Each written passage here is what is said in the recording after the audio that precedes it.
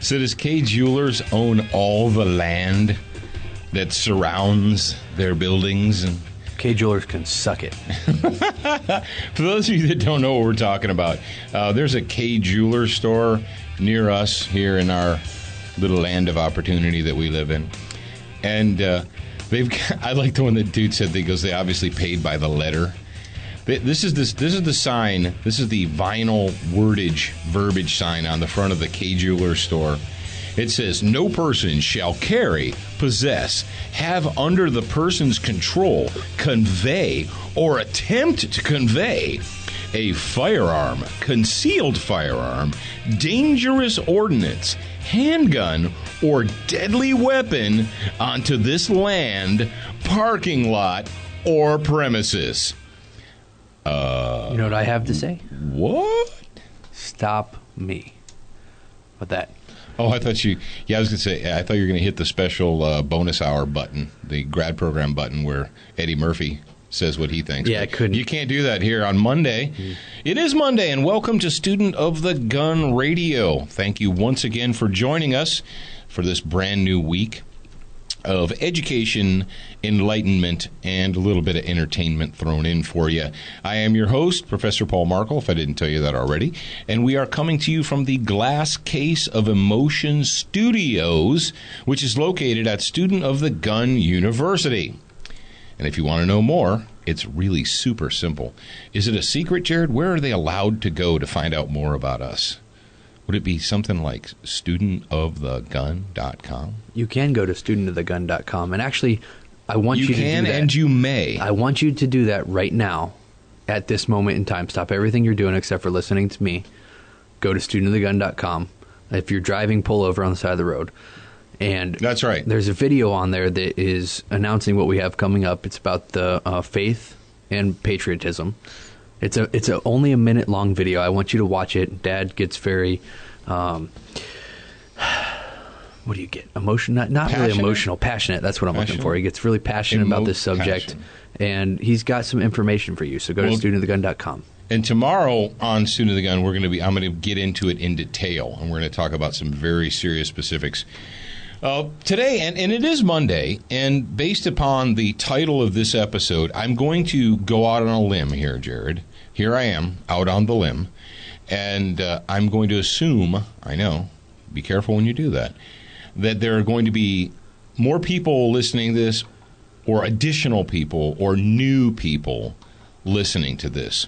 Now, all of you old guys and old girls, not that you're old, but you experienced guys and gals out there who've been with Student of the Gun for a long time, you get it. You've been listening. You've been paying attention. You know my thoughts and my feelings and, you know, what I use to support those thoughts and feelings, my experiences and so forth. You know that. You dig it. You're with the program. But sadly, it became very, very obvious to me last week that apparently a lot of people are not getting it. A lot of people are not paying attention. A lot of people need to listen louder. And the reason we're recording this specific show with this specific title is so that we can go ahead and put it in the bank, that we can put it in the vault, and then when this topic comes up again, which it will, Jared can just say, here's the deal. Just listen to this. You just listen. Just close your mouth, open your ears, if you have the capability to do that. Because we know that some people in America that claim to be on our side seem to not have the ability to close their mouths and open their ears or use their eyes. It's kind of like the, from a little biblical quote, they have ears but do not hear, and they have eyes but do not see. And they have feet that do not smell. No, that's the opposite. What now? All right, continuing on. Oh, man, my brain. How can your feet smell and your nose run, Jared? I don't understand it. It is Monday, and because it's Monday, well, what does that mean? It means that you guys are all of you guys out there who called in to the special number, the 682-207-7684 or 207-SOTG. If you guys called in, you're chomping at the bit. You're thinking, ooh, am I going to be the SWAT Fuel Warrior of the Week? Well, I don't know. Are you? You better listen up.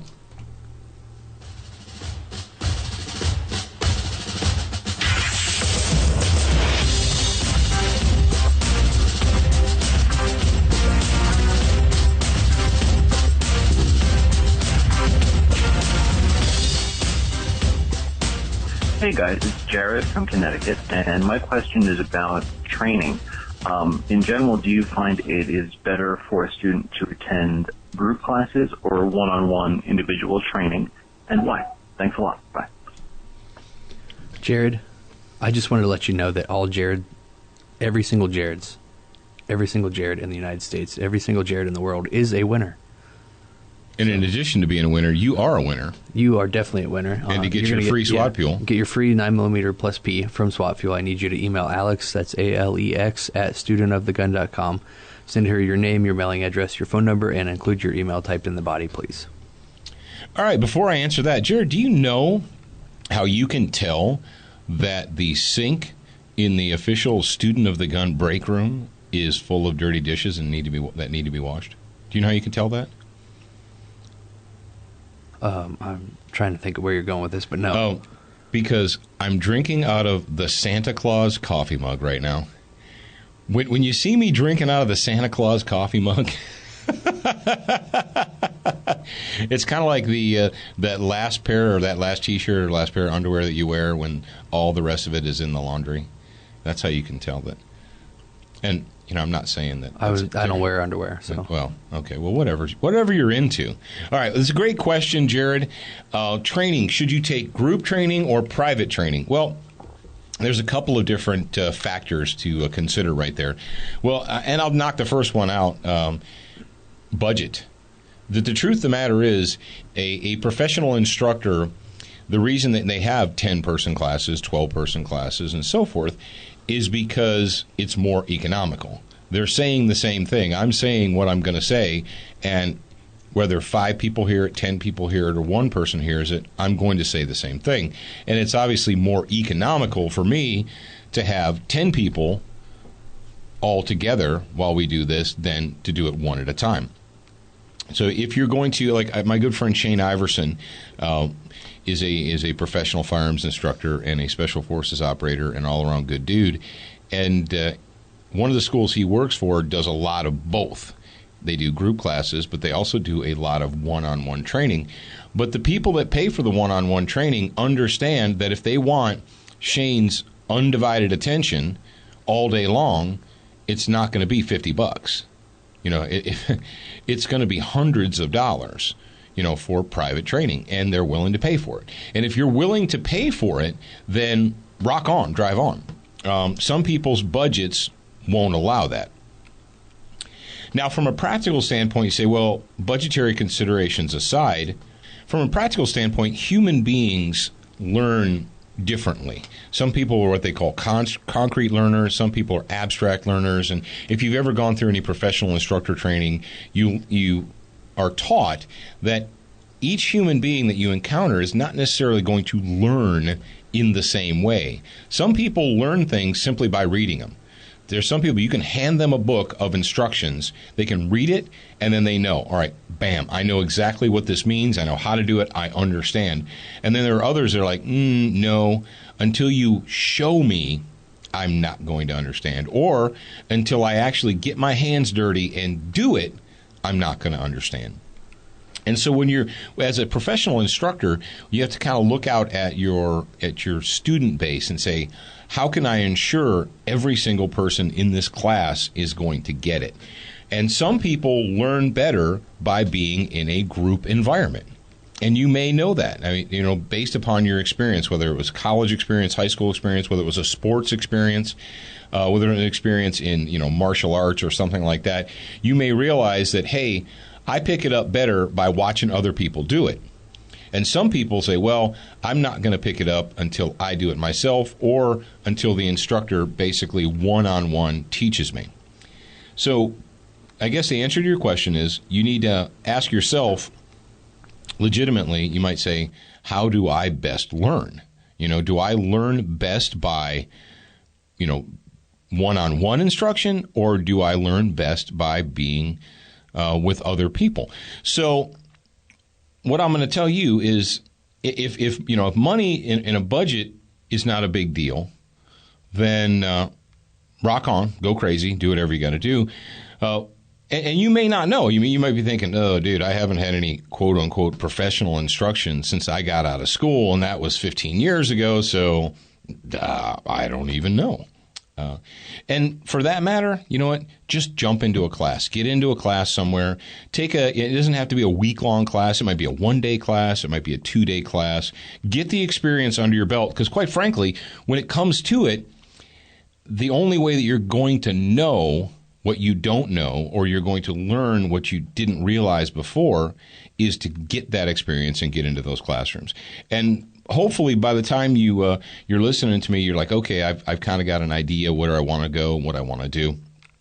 And people ask all the time, and this is kind of a sidebar, but people ask, they're like, well, how do I know if the instructor that I've chosen or the school that I've chosen is a good school? How do I know if it's and you say, well, I read reviews online, but, you know, a school is not stupid. I mean, people aren't idiots. They're not going to post deliberately bad reviews. And it's sometimes, I mean, firearm schools are not like McDonald's, or they're not like hamburger joints. You don't get a lot of reviews. What I'm going to tell you is this: the more experience you have, the better able you will be to judge.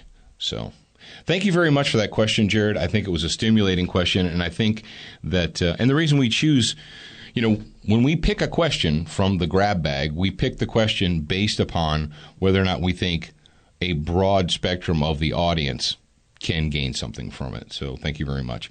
All right, well, before we move on to the meat and the heart of this episode, I want to take a moment to thank our friends, our good friends at Frog Lube. Frog Lube, it just works. It is not just a lubricant for your guns, although it works very, very well on your guns. You can put it on knives. You can put it on your hinges if you want. I don't care where you put it. Hey, that's your business. Where you put your Frog Lube, that's between you, you know, and your spouse or your loved ones. I'm not going to get into your business there, but check out Frog Lube at froglube.com. Century Arms, makers of the C39, 100% made in the USA AK. They're all the time updating their catalog. They recently updated their website.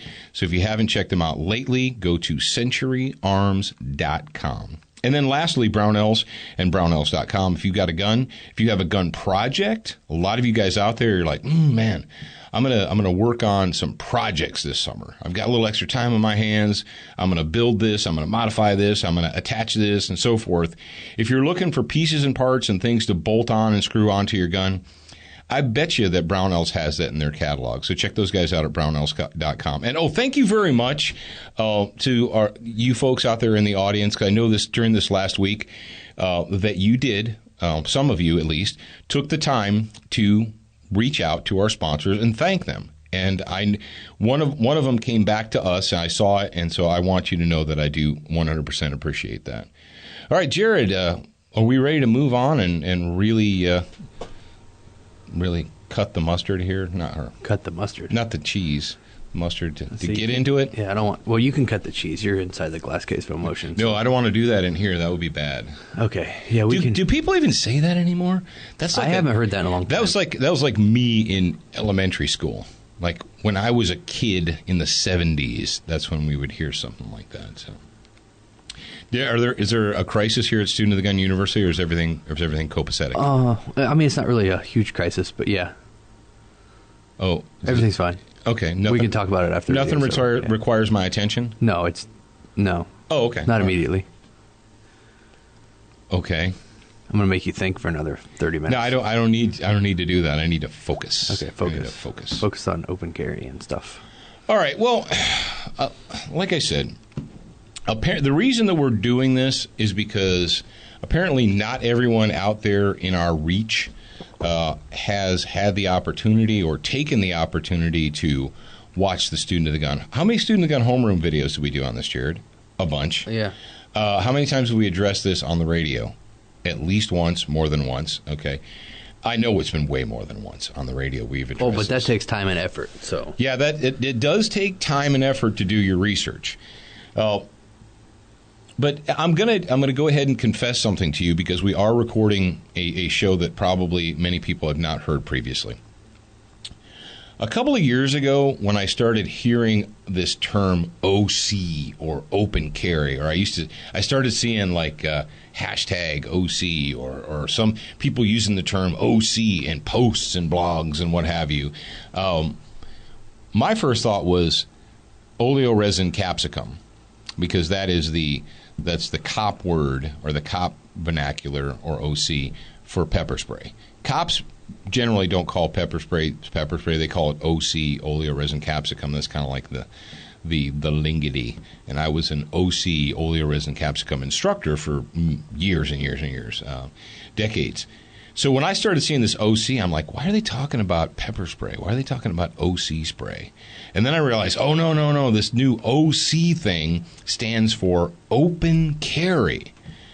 And so I saw that and I said, well, I don't get what the deal is. I don't get why is this all of a sudden like a big deal or a big issue, or why are people talking about this? I mean, I've carried a gun in a holster both exposed, and I've carried guns in holsters concealed underneath garments and so forth. I've done both throughout my entire professional career. I've been carrying a gun for 30 years, let's just say, in one form or fashion, whether it was as a Marine, a police officer, a bodyguard, a firearms instructor, or what have you. So, I mean, I've been a professional gun carrier my whole life, and sometimes I carried it in an obvious fashion, and sometimes I carried it in a not so obvious fashion, and it depended on the situation, obviously when I was a Marine and in uniform, or I was a cop in uniform, or if you're as a firearms instructor or I was attending training or something like that, you'd have a gun on in a holster and it wouldn't be covered up with anything. It was no big deal. You just did what you had to do. But then other times, as a citizen, as a bodyguard, as a whatever, well, you cover it up and you go about your business. So I didn't really get what the big deal was. I didn't understand why this was all of a sudden this hot button topic, because you either have a gun in a holster that's either exposed or not exposed. Here's what I didn't understand, folks. Forgive my naivete. I didn't understand that there was a movement at foot to convince people, or for people to take rifles and shotguns and loop them over sling them over their shoulders, sling them over their backs or across their chests or whatever, and go out in public like that. I did not understand that. Because to me, that makes no sense. And shut up, close your mouth, and open your ears and listen.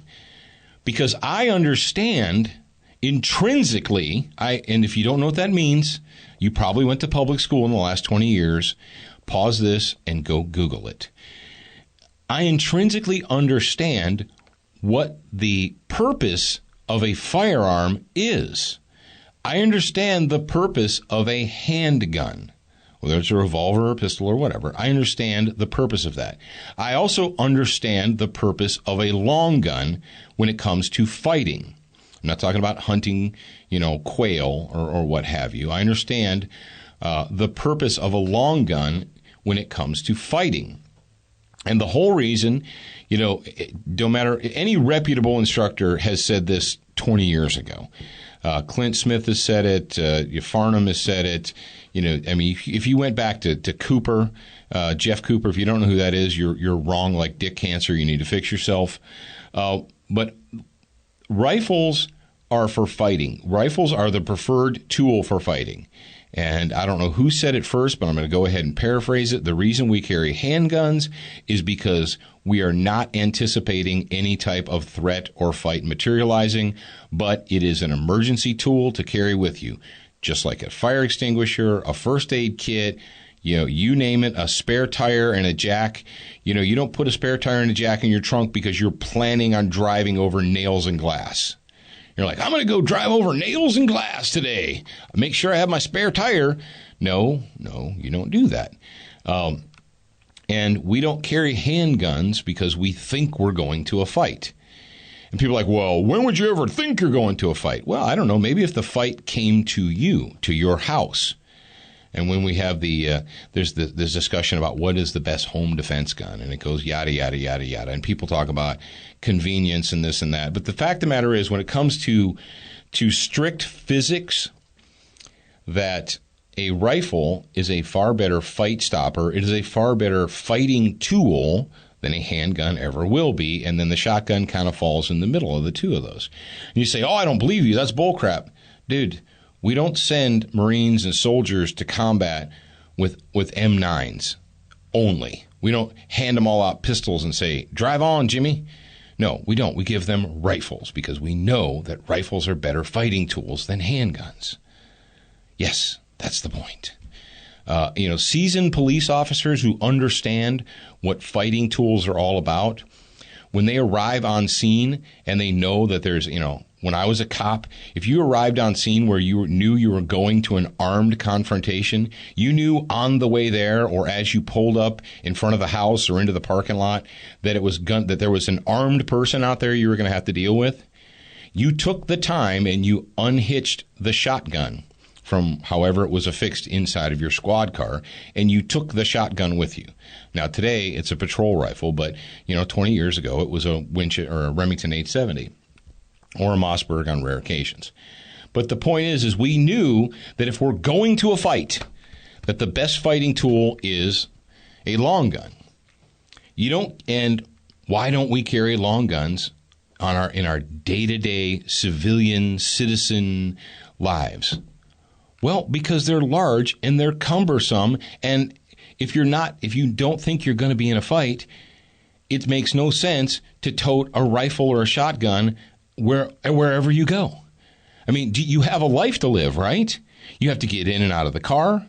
You have to take your kids back and forth to school. And even if you don't have kids, you're going into the shopping center. You're going here. You're carrying groceries.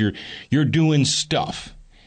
And if you're carrying a long gun, that tool requires your attention constantly.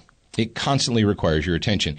Therefore, even if it was 100% totally legal for me to carry a rifle everywhere I went, and that was within my rights as a citizen and Second Amendment and all that stuff, I wouldn't do it because it would be stupid. It would be completely and totally impractical. A rifle is not a practical tool to carry every day, day in and day out, if I'm just going about my normal business. Now, am I saying that I don't want to have a rifle close at hand? No, I'm not an idiot. I understand how these tools work. So, with that, moving on with that is one of the reasons I could not believe my eyes when people started sending me or directing me to these pictures of these morons standing in Starbucks with their shotguns and SKSs, or in the Chipotle, or the wherever, because they're making they're protesting that they can't carry a handgun in the open, but they can carry a rifle in the open, so they're kind of skirting around the verbiage of the law. There's this thing, I'm going to go ahead and hip you to this. It's called cognitive dissonance. You remember that, Jared, don't you? You remember cognitive dissonance? Yeah, we've talked about that quite a few times in the Can you see past. that right there? The definition of cognitive dissonance? Where? In the middle of the show notes? Oh, it's right there in front of my face. Can you go ahead and share that with our friends? Yeah, the definition of cognitive dissonance, and I'm guessing this is from Merriam-Webster. Mm-hmm. Is that where you got it from? Yep. Okay. It says the state of having inconsistent thoughts, beliefs, or attitudes, especially as relating to behavioral decisions and attitude change. That's right. And so cognitive dissonance is a state of mind that will not allow you to accept anything other than your view. Your view that you've wrapped your mind around, or that you've already made your mind upon, even though presented with the facts, you can't accept those because it gives you mental discomfort. Now, there's another topic right here. It's called myopic. And I know that all you public school grads are having a hard time right now, but keep up. This is, you can play it back again. Myopic, unable or unwilling to act prudently, short-sighted, lacking tolerance or understanding, narrow-minded. So, folks, here's the deal. As a professional gun carrier, as a person who's been in this and been doing this their entire adult life, unlike a lot of these grandstanders and these people these Johnny-come-lately gun rights activists. Yeah, that's what I said. Johnny-come-lately, carpetbagger gun rights activists. Yeah, I'm glad that you're here. I'm glad that you support the Second Amendment. But let me tell you what, Sparky, I've been carrying this water for 20-plus years. Yes, I've been writing about this way back. But I was writing before the internet. Before there was an internet, I was writing articles. I was writing books. I was teaching before there was an internet. I was carrying the water for the Second Amendment and the Bill of Rights before you even thought about it. Now, not you guys. That dunce standing behind you. Yeah, that guy. Okay. And I've been talking about it. I've been promoting it via Student of the Gun for what, Jared? Going on 5 years, 6 years, going on 6 years now? At least 5 years. This is not a new topic. I just didn't pull this out of my rectum yesterday. I've given it a great amount of thought. And when it comes to open carry, my idea of open carry is I have a pistol in a holster, and I'm going to go on about my business now. Sometimes you might be able to see it. Sometimes you might not be able to see it. I really don't care. It's based on the circumstance. If you see me with a rifle in my hands, I'm either in the process of conducting training, participating in training, or I'm getting ready to fight, or I'm going into a fight or a battle. So if you see me with a rifle in my hand, it's either an educational purpose or I'm going to be fighting very soon or anticipate fighting very soon. Great example. Post disaster time frames, your Katrinas and your civil disorders and your Baltimores and your Fergusons and your you name it. You know what? If your town, your city, your community has devolved into chaos, you need to wrap your hands around a rifle. Wrap your hands around a rifle and hold tight to that thing, because that is a fighting tool. And there's something that I just don't understand, that people just can't seem to grasp, is all these carry my rifle to the airport and to the zoo and to Chipotle and Starbucks as a form of protest. This is my form of protest. Bro, what are you protesting for the right to do? Well, to open carry a handgun. Okay. So, are you protesting with your rifle for the ability or to be allowed to carry a handgun in the open? So that's how you're trying to go about it. Are you trying to get an open carry law passed in your state? Or are you trying to encourage your state legislators to simply adopt constitutional carry? That's where I don't care whether I can see it. I don't care whether I can't see it. You're a citizen. You can carry it however you deem fit. And we've talked about this ad nauseum. We've talked about, and that's why I can't believe that there are so many people, Jared, that claim ignorance, that they don't understand what I'm talking about. It's sad. It really is. It really depressed me because, okay, this is what happened. I'll explain it to you guys. I didn't know that. You're talking about Jungle Love? Yeah. I didn't know that this picture went up on Facebook. They posted it was the picture of Dad standing there in the jungle with his face painted with war paint and the AR. Yeah. The basic one, it had iron sights on it. You guys actually had you could use optics? It was an M16A2. Yeah. Standard issue rifle for United States Marine Corps. It's like 1980 called. They want their gun back. Shut up. But anyway. They didn't have A2s in the 80s. Okay, in 1980. 1990. It was 83 that the Marine Corps adopted that. Get your crap together. It was in the 80s. 1980. 1980s called? Okay. That decade. Anyway. So I didn't know that went up. But my phone blew up because Student Gun Facebook's on my phone. And I should probably remove it. But it's on there. Well, Zachary's is the default manager. He's the default social media manager. him and I we teamwork. He does most of the stuff, and then when the comments flood in like that, I help answer them. And you can usually tell the difference between me answering a comment and him because he's really nice and I'm not so much. So I was reading the comments on this picture, and it was really depressing me because people are.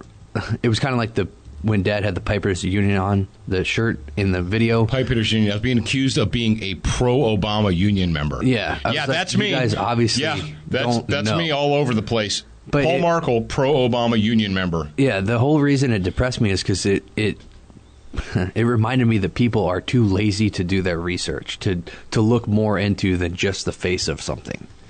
And to listen. Hopefully that you guys that are still listening at 31 minutes into the show are probably not those people. But if you are, you need to fix yourself.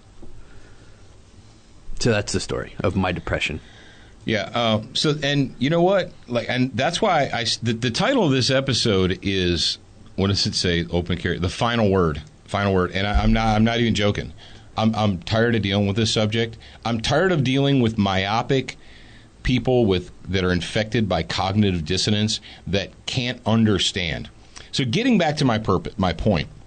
So what are you protesting? If I could get all these dudes and dudettes in a room and I would say, look, all you SKS, whatever, and I know they're stepping up their game now. They're getting fancier rifles. It's like an arms race to see who can have the most expensive rifle at the zoo or the airport. But what is your goal? What is your goal here? Oh, to force the state to pass open carry. Open carry of what? Of a handgun. Okay. So you don't want constitutional carry. You want open carry. Why are you so wrapped up? Why is your brain the rifle and shotgun people, they already can legally carry within the law rifles and shotguns, but just because you can doesn't mean you should. So what you're wrapped up about is you want to be able, Jared, this is what it is. I figured it out right now. Bam. It took you 31 minutes to figure it out? No, but this is it. This is my take on it. These people want to be able to wear their Kimber Custom Carry 2 with the Crimson Trace grips in their Galco Super Slide number 4. And I don't think that's probably even a thing. They want the legal right to wear that in the open so that everybody can know that they're carrying. I mean, what's the point of having a Kimber, Ultra Carry 2 with Crimson Trace grapes if people can't see it, right? What's the point of buying an STI Classic Defender or whatever if people can't see it? What is your goal here? Do you guys even know what the goal is? What is the purpose of carrying arms? You're like, I'm a Second Amendment supporter. Rah, rah, rah, rah, rah. You know what? I kind of like that whole Bill of Rights thing. That whole entire Bill of Rights. It's a group. It's a grouping. We can't just cut out one and forget all of the others. And so what I'm going to do for you right now, ladies and gentlemen, what I'm going to lay on you, hold on to your seats. I'm going to lay on you 5 issues, problems, things that we need to address in the United States of America that are way more important than open carry. There is such a thing? There's something more important. There's nothing more important than my Second Amendment rights to carry my SKS to Chipotle. Shut up and listen. All right, number one. What do we got? We've got guns are not property. When your guns are no longer your privately held property or they no longer have private property protection, we have a serious problem. You're like, what are you talking about? Guns are not your property. Well, in case you haven't been paying attention, in case you've been oiling up your Tavor so you can go to the zoo, the 4th and 5th Amendment, that whole part of that Bill of Rights dealio that you seem to have not read except for that second one? Washington State and Oregon State were voted to remove private property protection from firearms. Oh, it's not true. The hell it's not. If you need to seek the permission of the state to transfer your lawfully owned property from yourself to another citizen, you do not have property rights. Can you understand that? Can you grasp that? Can you tell your friends? If you have to first go to the state and say, may I do this? May I transfer my property from myself to another person? And they can tell you yes. Or, don't forget this, when you seek permission, you can be told no. Well, that's all right. Yes, if you have abdicated your duties as a citizen and you've allowed the state, do you think that the Washington and Oregon laws, do you think they're within the Bill of Rights? Do you think they violate the Second, the Fourth, maybe even the Fifth Amendments, maybe even the 15th? Do you think that? Well, I don't know. I never got that far into the Constitution. Second Amendment, going to go to the airport with my rifle. Okay, how about the nation? How about FOI Card Nation? Massachusetts, Illinois, New York, et al., etc. If your state or your commonwealth or the People's Republic with which you live in tells you that in order to purchase an object that is protected by the United States Constitution specifically, we don't protect cars, TVs, phones, houses, houses are property. What is named in the Bill of Rights? What physical objects are named in the Bill of Rights? Very few. In number 3, your home is named. In number 2, firearms are named. To keep and bear arms. So if you live in any of these states where first, before securing a weapon, before buying a gun, you must go to the state and seek their permission, get a special card with your name on it that you have to renew every so often. Oh, and if you forget, we're going to send the Gestapo to your house in New York, and we're going to confiscate your lawfully owned property because your permission slip expired. All you dudes gearing up to go to the zoo with your guns, have you taken a moment to address any of these issues? Where are you and your rifles and shotguns when sheriff's deputies are going to the homes of recently deceased gun owners in New York and confiscating their property? Not because they broke any laws, but because their permission slip from the state has expired. Where are you and your rifles? Yeah, that's what I thought. All right, let's move on. Traders in black. We have traders in black robes in the United States of America, and they sit on the benches all across the land. The Ninth Circuit Court upheld the San Francisco ammo ban and storage requirements. And the source for this is Smart Laws. They think it's a great idea. So in the city of San Francisco, it's illegal for you to own controlled expansion ammunition. Well, why would that be, Paul? Oh, don't forget about New Jersey, too. It's a felony to own controlled expansion ammunition unless you're an employee of the state, and then you are exempt from that law. So San Francisco's ammunition law bans the sale of hollow-point ammunition, which is particularly deadly form, which fragments and causes irreparable damage to the human. This is coming from a liberal website. It also says respecting the safe storage law. Although the court found that the law did place some burden on the Second Amendment, it found that the burden was a small one. And the ordinance allows the carrying of locked firearms. So you can have a gun in your control as long as it has a trigger lock on it. And if it's not in your control with a trigger lock on it, it has to be locked in a safe, separate from the evil ammunition. And you're like, whoa, what about like, carrying a gun on me in California? Yeah, what about that? Okay.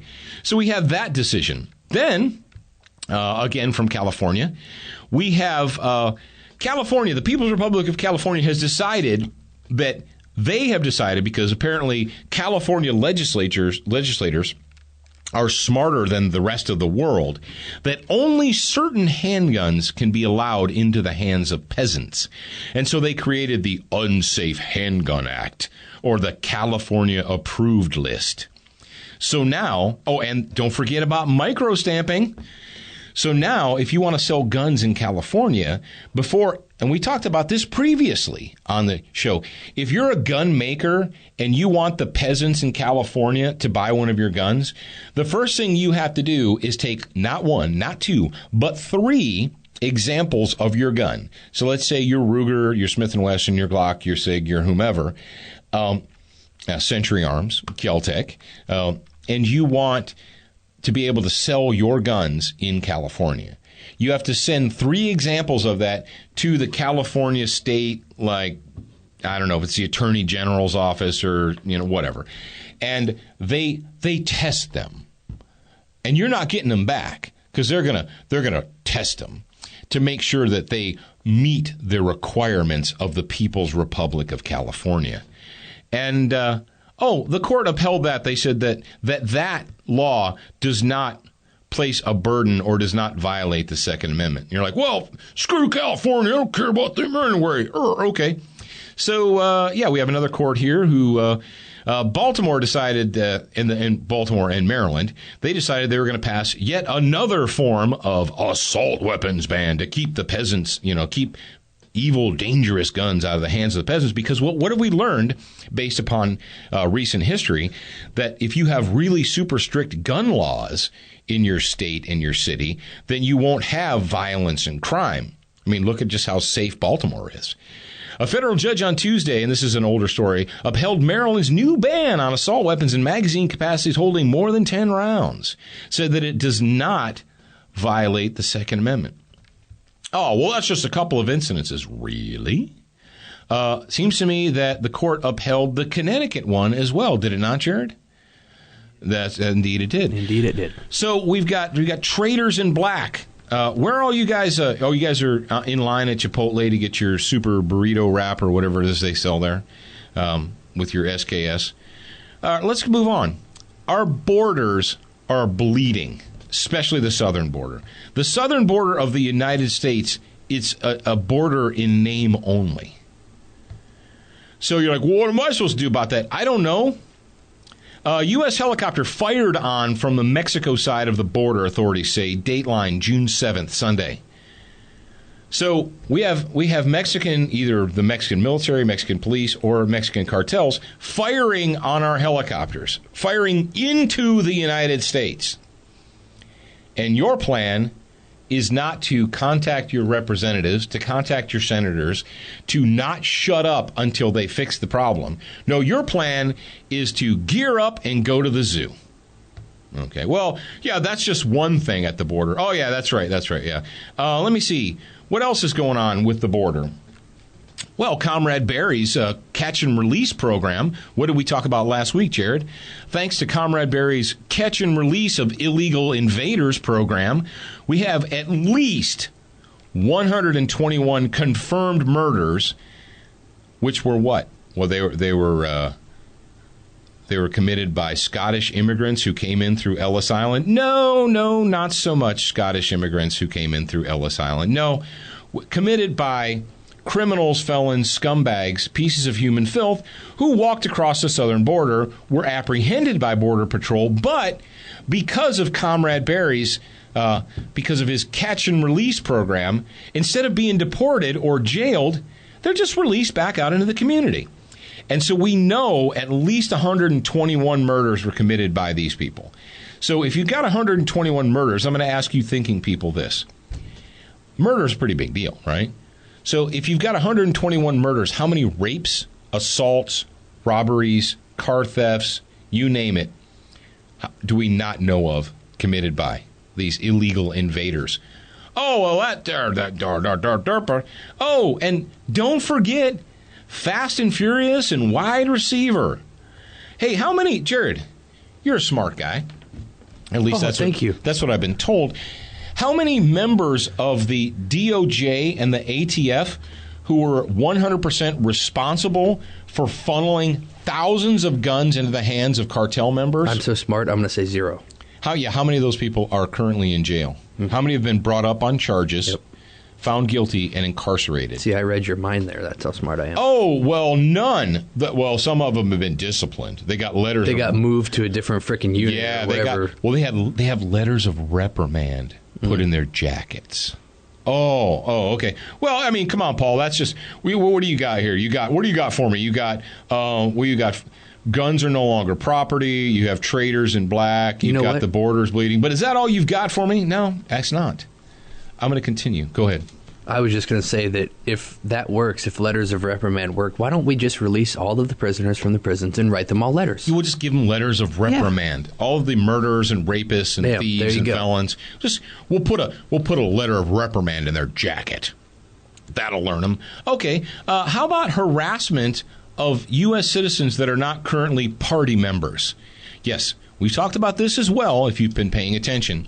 In the United States of America, we have devolved to a Soviet Union-esque system where you're either a party member or you are not. If you're not part of the current regime's cool club, then you're on the outs.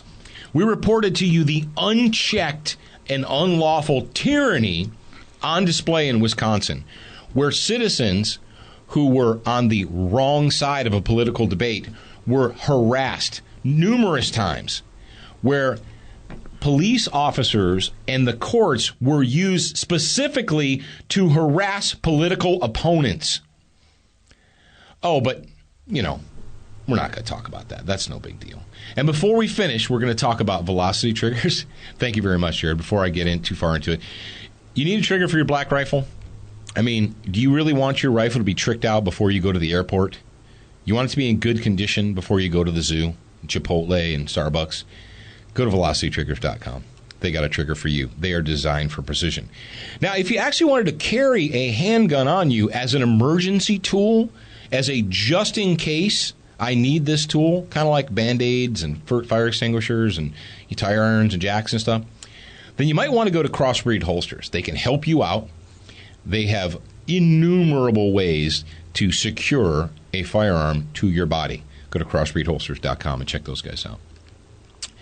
So, yeah, we've got in Wisconsin, we share this story with you, and apparently it was met with a nod and a yawn. All of you pro-Second Amendment, liberty-loving people there, I love liberty. Oh, I'm a freedom supporter. Did you get in your trucks and cars and drive up to Madison, Wisconsin, and demand that the prosecutor and the judge that were handing out and executing John Doe warrants against political opponents? Did you go there and stand with the people of Wisconsin and say, this kind of tyranny cannot play out?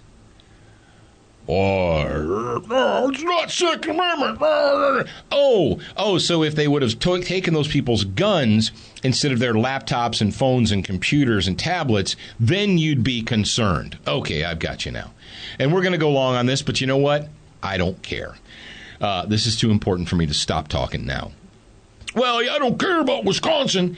Do you care about your fellow citizens, even though you may not identify as a Christian?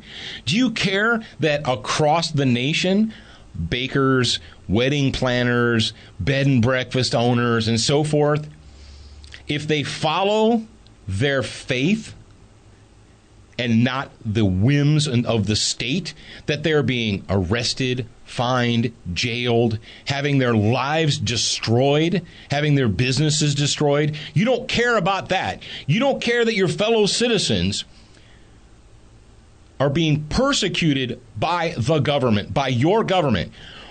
Maybe if they weren't cake makers, maybe if they weren't bed and breakfast owners, maybe if they weren't Christians, you'd care.